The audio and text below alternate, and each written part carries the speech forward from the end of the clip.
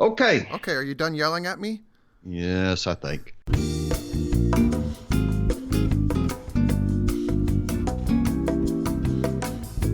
Hey, how you doing? Thanks for downloading the show. This is Garden Fork Radio. In the background, you can hear my co-host Rick, whose hand is probably banging on his microphone stand again.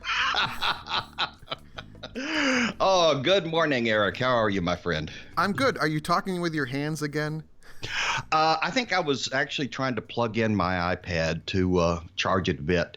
But, I would have been banging the table anyway after the last podcast you had with Jimmy Goots. You guys I was actually out driving around and you were making me crazy. I was banging the steering wheel. Hey everyone, could I just welcome everyone to the show first before you start yelling? This is Garden Fork Radio. It's a DIY podcast. I have a YouTube channel and a Facebook group, and Rick is a regular part of the show. He's one of my closest friends, and he is one of our technology experts, and we're going to jump right into it here. So here we go. You guys were talking, and I was banging the steering wheel, yelling back at the radio, or my iPhone, actually. And, it's imperative in this day and age that you upgrade your iOS devices or your phones, your iPads, your computers, and you keep them upgraded. It's not so much about new technology or new features, or they are plugging leaks and holes and security problems left and right. This last one, iOS 12 that came down, had 22 different security patches that were plugged up in the system this time. And most of these patches are for things that no one ever thought would be a problem.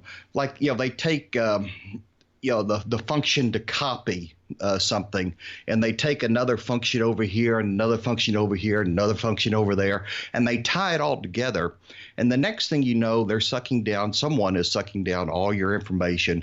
Can be putting keyloggers into your system to watch your keystrokes and get your passwords. All kinds of things are happening that no one thought were even possible. And they're finding these things on a regular basis.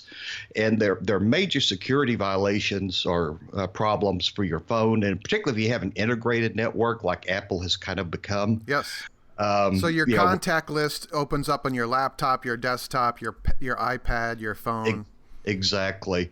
And then if you've got your banking applications in there, just all kinds of things you need to protect just as a security issue. And then there's just also the privacy issue. Lots of times these new techniques they're using, you're using native features inside the phone. These aren't something someone's added. They're just native features inside the phone. They're turning them on. And all of a sudden you don't know that your location is constantly being broadcast to somebody that's collecting all this data, and your purchases, if you're using your phone to tap and buy something, are being recorded, and where you are and what it is and that kind of thing. And so it's just vitally important that everyone, regardless of their operating system, not just iOS, but for the Android phones and whatnot, you got to keep them up to date, or you're going to eventually kind of run into a problem. And if you don't care, oh, I care. That's fine. Yeah. If you just feel like, well, every now and then I'll just reformat my phone and start over, that's okay too. But the way all my stuff is linked together between our two phones and our computers, the Apple TV, my little server that's in here, my Apple server, just there are chances of things leaking all over. And so if you don't plug those leaks, somebody can get to your stuff. Maybe it matters, maybe it doesn't. You're sitting there with an enormous archive of very valuable videos that somebody could take and repurpose. Oh, they've been repurposed. Yeah. And then, getting money for your hard work. And that's not fair and it's not right. And frankly, you could do a lot of things to prevent that. All right. Rant over. That was 4 minutes and 30 seconds of Rick. Okay, are we finished now? No, okay. We got some fun stuff to talk about. We have some talk about some new Facebook group members. You want to talk more about your bike? My voice is cracking. And a really interesting obesity article that you just posted to our Facebook group. Right. But first, Wanda, who's active in our Facebook group, wants to know, how did I meet Rick Kennerly? And I wonder why I'm like, maybe I should never answered that first email. I met Rick basically the way I meet most people on Garden Fork, is that he just persistently emailed me, and despite I was a little concerned about who this guy was, I replied back anyway. Thanks a lot. No, you're great, man. It's I was bullying you and Mike for the longest because I wanted to get on the show. And here you are. And here I am. And Mike's gone. Mike, love you, brother. Yet I've given you the keys to the car here, so. Oh. No, it's been great. And Rick and I have actually met twice in person. Yeah. So. Yeah. It's been very costly to you each time. So. Well, you and the camera operator have been most gracious in hosting us at your place there in Brooklyn. So we've always appreciated the visits. Cool. So Wanda, that's how we met, and then we just both like to have the podcast, and I can just call Rick on a whim like I did today, because I wrecked my trapezoidal muscle in my back, and I'm like, I can't do anything. Let's do a podcast, and so here we are. What's a trapezoidal muscle? I'm saying it wrong. It's the muscle that sits on top of your shoulder blade. It attaches from your neck to the outer part of your shoulder down to about the middle of your spine. It looks like a trapezoid or a triangle, maybe. I guess, yeah. Well, that's probably the reason they call it that. What were you doing? I was working for Troy Built. Oh. There's a new video, a new Troy Built sponsored video coming out involving a brand new chipper shredder. And I was I'm rescuing my blueberry patch. And I was digging, and I just I turned the wrong way somehow, and it just went, Oh, wow. So I went to my massage therapist, and then she said, you got to rest this thing. So I'm here at the computer, and I'm using my left hand with the mouse because I wrecked my right hand one. So car driving, computer work, and outdoor work can cause problems with that muscle. So yeah, no kidding. Well, I'm sorry to hear that. Are you going to get better? Yeah, I feel better already. Okay. Going to see the massage therapist. Good. So it's, I don't know if I could send Troy Built the bill for that or not, but no, well, at least it wasn't ripped. Right. I mean, I haven't done that. So yeah. So that's the answer of how I met Rick. Okay.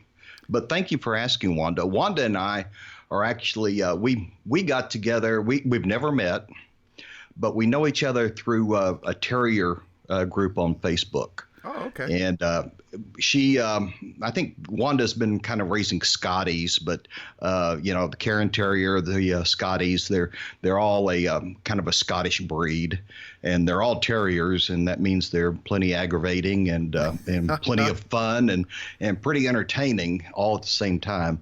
And so we commiserate, and we got to be good friends on Facebook, but we've never met. Someday, if I ever get out that way, maybe we will. It gives me hope for the human race and our country. It's all the cool people that are on the Facebook group, which we'll link to in the show notes here. So, so we talked about your new bike, and then you got a lot of questions from people about it. Yeah, a lot of people are like, "That's it? I don't get it." Well, why don't we start? Just kind of recap the beginning of it. Sure. Let's go back. Several years ago now. Karmic, Karmic bikes, did a what's that fundraising group? Indiegogo or Kickstarter? Kickstarter did a Kickstarter for a new electric bike that is designed literally from the ground up to be an electric bike. Most bikes are kind of an add-on thing. You have to weld here and bolt on and whatnot. This was built from the ground up to be an electric commuting bike. And I thought it was a cool concept. And I've always been interested in the latest things. We're fairly new to when the Priuses came out. We were the very first ones in the neighborhood to have one, that kind of thing. And I would have loved to done solar power for the house and whatnot, but we don't own the solar access to the house. It's over in the cemetery behind us, and they have very tall trees, so they shade our property. But I really have just been interested in the next step, and these bikes are actually quite wonderful. Mine is the Karmic S, and I got a certificate, and I held on for a couple of years, waiting for them to make some upgrades and get through the first few, because I can't afford to be just buying a new one every now and then. And they finally got to a good place. I cashed in my certificate, got a good discount, and then had the bike sent to me. And this bike, people say, well, what's so special about it? And it's an electric bike. It has a range of about 40 miles. It has 5 levels of assistance. So the point of an electric bike, because this is a pedal assisted, you have to keep pedaling for the assistance to work, is just for commuters. If normally you can make 5 miles on a bike, this allows you to make 10 miles on a bike, because you're getting a little bit of an assistance without showing up at work smelling like a horse. You can make farther runs. The total assistance, depending on how you run it and how hilly your area is, you can get about 40 miles before you have to recharge. And so that was the good part. But the special part about it, one, it has power brakes, which I think is really cool on a bicycle. Is it a hydraulic power brake then? Yes, hydraulic power brakes. It uses mineral oil in the system, and so because you need it, the top speed that you can make on this bike with assistance is about 28 miles an hour, faster than I want to go on a bicycle, frankly. Yeah. The hub at the back it's not a series of chains and sprockets. This has a carbon belt instead of a chain. It's the same kind of carbon belt that they use inside modern motors for the distributor for timing. Oh, okay. So it's really a tough belt. The hub of it is the way you change gears. It's a continuous variable transmission, CVT, just like in the Prius. And so you have a lever on you can hear that, can't you? I can hear you banging the microphone. Yeah. You can turn the right hand grip and kind of adjust it for you're really going up a hill or you're on flat level ground. But it just changes it kind of automatically inside the hub, and it's continuous. And so it hunts until it finds exactly the right place to be, just like on the Prius. And then it has a kind of lock into overdrive place if you're on flat ground and you're making good time. And then let me see. There was something else. A lot of cars are having that kind of technology with the variable transmission, continuous variable transmission, I think. Right. And so, I wanted to be kind of on the forefront, but I just loved the fact that it had the carbon belt, the variable transmission, the electric. Everything is just cool about this bike. And you can make a really it's about doubled or sometimes tripled my excursions out on the bike, which here in Virginia Beach we have a lot of open space, but it's really long distances between interesting places. And so, I'm not having to load up the bike and cart it around in the car, on the back of the car, and go someplace. I can kind of get there on my own. And as where my old car, my Matrix, laid down and died here about a week ago. And so I'm actually playing around with the idea that this bicycle will be my primary transportation, because we do have one other car. That'd be great. She who must be obeyed drives. And so I've set it up, for hauling. And Brother Mike, who is really big, Garden Fork Mike, into bikes, would probably have a lot more information about how to set a bike up to haul. But front rack, back rack, panniers, which are the kind of fold down sacks on either Yeah. side so you can load groceries in them and whatnot. And it's working out really well for me so far, and I am just thrilled with it. I have two wire baskets that hang off the back rack of my bike. It's a regular Trek, like a Trek 21 speed city bike. But they're really nice because they have a little bit of a lock-and clip at the bottom to keep them from banging around. But you just undo this one little clip, and then you lift them off. And they're a hard wire basket, so it's not like you have to unfold them and fold them back up or anything, and I really like that. My other point, in New York City, electric bikes and these pedal assist bikes are becoming a regulation issue because they have these electric bikes which are almost like an electric motorcycle, and there are some regulation issues there because they're driving up and down the sidewalks with them, or driving them on the street with no plates. But the spokesperson from the city said, they do want to promote bike use, and they're finding that the pedal assist bikes, people on average will commute twice as long of a distance as they would with a pedal bike. Interesting. Yeah, so it's all good. So it's called Karmic Bikes. Right, Karmic Bikes. And it's a lot of fun. Are you guys having scooters now? You mean like Vespas? No, like Bird and there's some other maybe brands. in Manhattan. I haven't seen them up by me. Yeah. In Brooklyn, not as much. I don't get into Manhattan a lot on purpose. Well, we're having a bunch of them down at the ocean front now, down at what we call the boardwalk, and I've been kind of of two minds about them. I think, wow, how lazy and that kind of thing. But I was reading a wonderful article, and I can't remember where it was. I'll try to find it and link to it, from transportation people who are saying, this is really not a bad idea because it's like a push scooter. Yeah, it's just a little two-wheeled electric scooter. You walk up with an app on your iPhone, you scan a barcode, and it charges you for, I don't know, so much for 30 minutes or something. And what they're finding is people will use these scooters and professional people working downtown and whatnot for that distance that is too far or not enough time to walk, but really not efficient for using a car or that kind of thing. And so they'll hop on these scooters, rent them, and they kind of solve that last mile problem of when you get to the train station or something and you've only got maybe 10 blocks to go, but you don't want to show up kind of smelly and sweaty. You can use these scooters, and they're finding they're really quite efficient and they're working out quite well when you have a mix of scooters and public transportation and bikes and whatnot. You're really reducing the car load downtown. And I'm waiting to see if that actually plays out in fact, but it does. It's interesting. The problem is people just kind of leave the scooters anywhere. Yeah. They get them charged. They pay people to go around at night and collect them, charge them up, and then set them back out, which I think is kind of interesting. And the scooters will ping. They know where to find them. Yes. Kind of a GPS thing.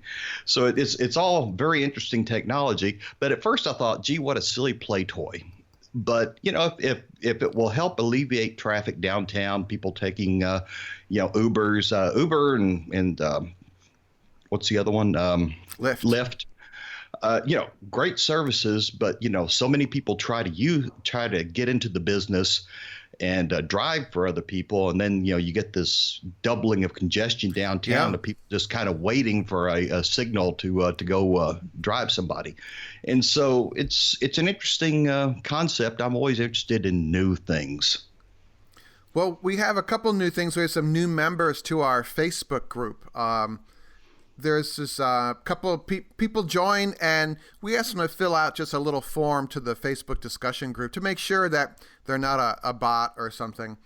And one of them, her name is Julie, and I always ask, how did you hear about Garden Fork? And she comes from, she says, discovered the podcast online. And I said, what are some DIY home gardening topics? And she likes bread baking recipes, gardening, and Instant Pot recipes. And I bought my Instant Pot on a whim, and I use it every week. So really, welcome, Julie. And then welcome. We have Martin, and it's Marten. So clearly not from the States, Martin. Mm-hmm. And he said, "How'd you hear about Garden Fork?" He said, "The dogs told me." Yeah. I think probably from the spelling here, I bet he's probably Dutch. But And sorry, look where he lives. Look where right, he that was going lives. to be my closer. Thank you, Rick. Oh, I'm Thank sorry. you. Walk all over me. Um, He said his topic is smoked food, which I want to get more into. But yeah, he lives in Ibu. It's IBI-UN. uh-huh. Ibigun, Yeah. and then Gifu, which is maybe the province, and then in Japan. So it's pretty cool. And he's Yeah. got some neat pictures on his page here. So pretty cool. So we have people from the States, and then we have people from Japan. Yeah, we have several from Japan. One of our most active gardeners Is his is name down in Toshifumi? Yeah, something like that.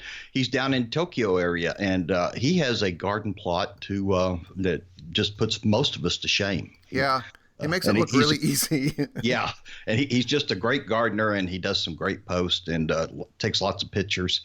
And but we have people from all over the world. The secret here is, like Eric said, all you have to do is click to join on the Garden Fork question and answer page. And we just do that so that we make sure you're not, we get a lot of bots and stuff or unkind people. If you don't put a lot of information about yourself, we'll look at your about me or some of your pics and whatnot. And if you got a dog or a pet of some sort, you almost always get an automatic in. So, always do your dog picture first. The VIP group. That's it. So let's do you posted an article on the Facebook group, which is, I think, Rick, you're very good at these kind of eye-opening, a different way to look at this. And they are science-based articles, which I always like because we love science, about obesity. Yeah, and it's something we've known for a long time. This was everything you know about obesity is wrong. And I forget who wrote it, but it's really science-based. And one of the things that we've noticed, and which I can verify, just look at me sometimes, for about 40 years, Americans started getting, or 40 years ago, we started getting heavier and heavier and heavier.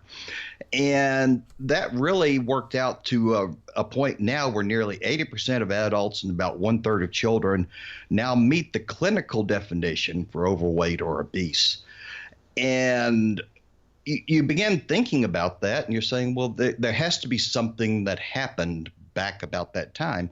And we tend to think of people that are overweight as, lazy or no self-control, and I'm all those things. But, there are other people that just literally have an issue. But it turns out that it's a worldwide issue. Since about the 1980s, obesity rates have doubled in 73 countries and increased in 113 others. And no nation has reduced the obesity rate, not a single one.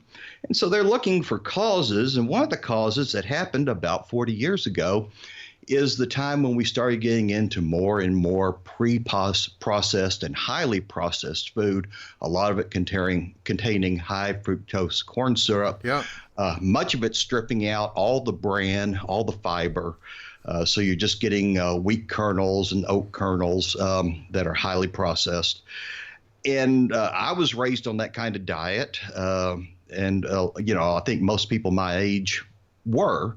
And we seem to be on the leading edge of the people who are getting heavier and heavier and heavier. And so it turns out that the real problem may be, people diet and they lose a little weight and they gain it back. They diet, they lose a little weight and gain it back. That we have done something to our system because of the food system in America, not necessarily because people don't have good willpower or whatnot. And it's a genetic interaction is what they're coming up with. Oh, wow. And even people, let me see, I was going to look here. 60% of the calories most people eat are high in sugar, low in fiber, and injected with additives. And so that's one of the reasons I started doing my own gardening to begin with. When we've reduced the amount of meat we eat tremendously, Thomas Jefferson says, I use meat as a condiment to my vegetables, a little meat flavor, that kind of thing. Yeah. And that's probably not a bad way to do it, but we try to eat as much raw as we can. We try to cook all our tomatoes and, stuff ourselves and stay away from as much processed food as possible. Make my own yogurt, making my own kimchi, trying to do as best I can. But it's an interesting idea. And then one of the other things that's not in this article is that worldwide wild animals that have never been on any kind of American diet or processed food diet are also getting heavier. And there is a theory, they haven't proved it yet, but they're thinking about it, that it's endocrine disruptors, hormonal disruptors that are used in plastics, which have become ubiquitous in the soil and the water and whatnot, that is actually interrupting hormonal processes. And at the same 40-year period where people have been getting heavier, either because of food or because of plastics or some interaction between them, one of the things they've noticed also is there's been a corresponding drop in sperm count in males from all races and males within other animals. And so it could be we've somehow triggered, I don't know, a catastrophe. I don't know. But it's very interesting. But it shows you how little things that you don't think could possibly be connected, somehow tied together, that it makes some sense. So it's a good article. I think a lot of people ought to read it, and a lot of healthcare experts ought to read it as well, healthcare providers. All right, I'll link to that in our show notes here. You just have to tap on if you're listening in the iTunes app, just tap on the Garden Fork logo as it's playing and the notes come up. And of course, the link to our Amazon storefront comes up as well. Big hint there. It is an affiliate link. We get a little finder's fee if you start your shopping on that link at our Amazon storefront, which is amazon.com/shop/gardenfork. We get a little finder's fee. But yeah, if you're buying your snacks online, be sure and go to the Amazon store and buy your high fructose corn syrup snacks and highly processed oats and wheat snacks there. But you were talking about fermented foods, and last weekend I went to the Great Barrington, Massachusetts Fermentation Festival. That's a mouthful. And you can imagine the people there. Mm-hmm. And it was a lot of fun. It was so grassroots. I mean, most of the fairs you go to, it's, the cotton candy guy and the tube sock table of stuff for sale. And this was like very grassrootsy. It just had to be fermentation related. So there are people there from bread bakeries. There are people there. 2 different kombucha makers were there. And it was a lot of fun. They had kind of like a bread and puppet theater performance. They had musicians playing, bunch of different foods, like stuff made from like kefir or kimchi. It was total fun. And I wanted to buy a kombucha SCOBY, right? I thought someone here has got to be selling SCOBYs because you can buy them on Amazon. Big hint. I'll link in the show notes to where you can buy them on Amazon. And we were leaving. Tell people what a SCOBY is. Oh, it's this microbial mass. It's like a fermentation cloud that sits in your big gallon jar of tea, black tea, that makes kombucha. It's a kombucha starter and sustainer, basically. It's this kind of starchy, gelatinous mass that looks like a big, wet piece of pita bread. Well, I like jellyfish better, I think. Yeah, well, that might turn people off. So, you think wet mass of pita bread doesn't? Well, I think if people listen to this far in the show, they're with us forever. So, the Doom Show. Yeah. But no, it was kind of fun, and I was walking out, and there was this table with, kind of hippie-looking people there, and it said the Culture Exchange. And I'm like, well, I see some SCOBYs on that table, but I don't have any. I thought it was like a trade. You could trade garlic for SCOBY or something like that. Your homegrown garlic or I bought some hard cider there. You could trade your cider for whatever. And I just we were walking past it, and I exited the fair, and I'm like, and then that worst they can say is no part of me kicked in.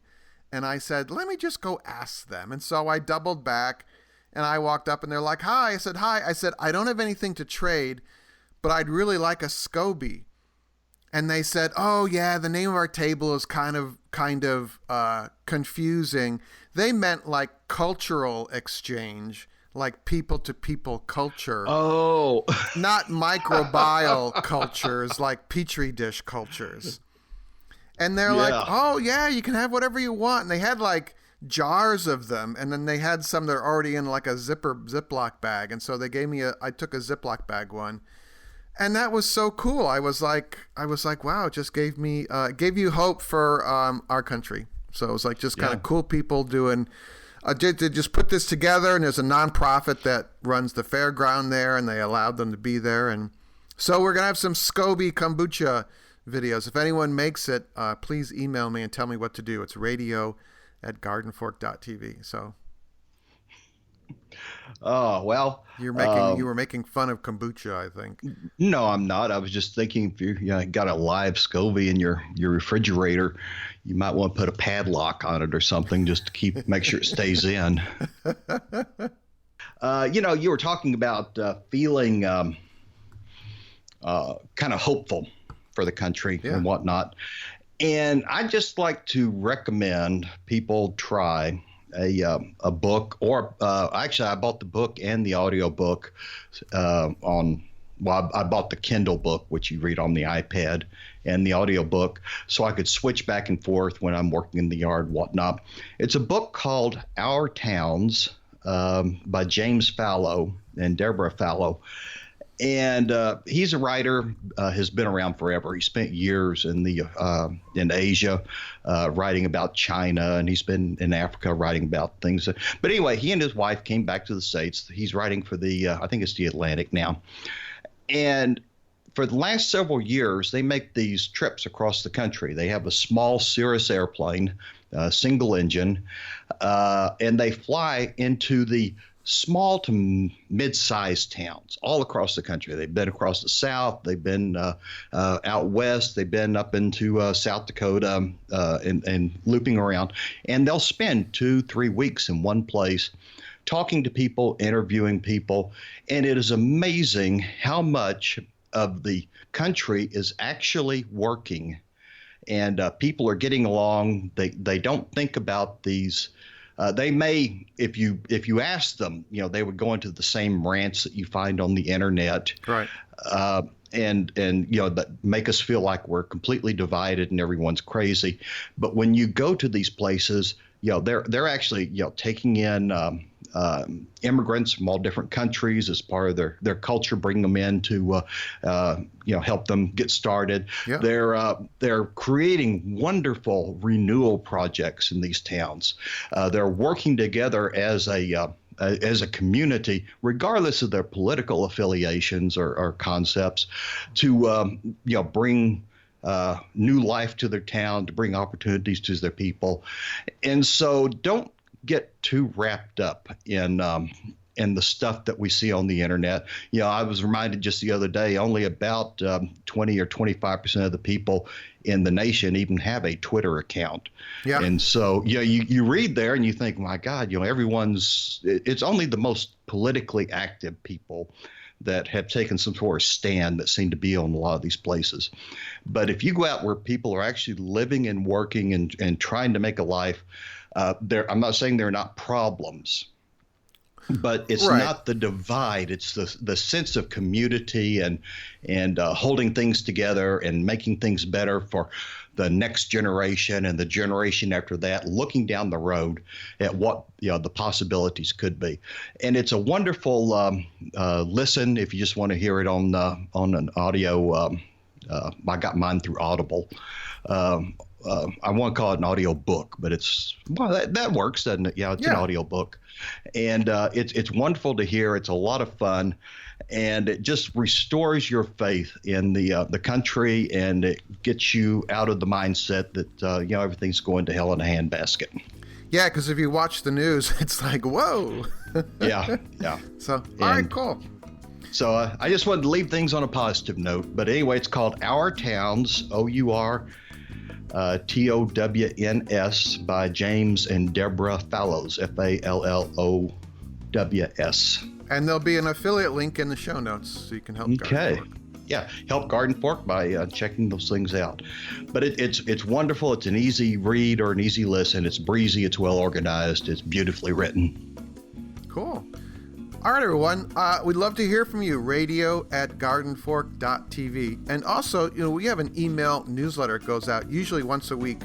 If you go to the Garden Fork site, it'll be a sign-up link somewhere there floating, or you just send an email to news@gardenfork.tv, or there'll be a link in the show notes of the show here. So thanks again, Rick. Thank you for the impromptu chat here.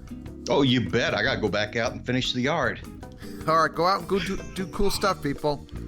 Okay, talk to you later, my friend. Garden Fork's theme music is used under license from uniquetracks.com.